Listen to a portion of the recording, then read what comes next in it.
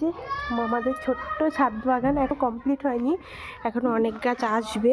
এই দিকটায় যে দিকটা রেলিং করে এরকম গাছ লাগানো হয়েছে, এখনও গাছ সব আসেনি, কালকেই এগুলো ঠিক করেছে। এই টবগুলো এখনও রং হবে, একটু কারুকার্য হবে।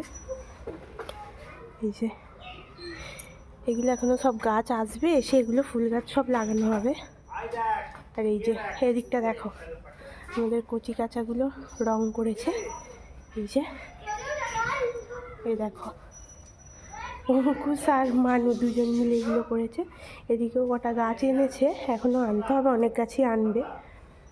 এই গাছগুলো এনেছে। এই যে আর এই দেখো এদিকে এইখানটাতে দেখো এখন মামা আবার একটা গাছ লাগাচ্ছে।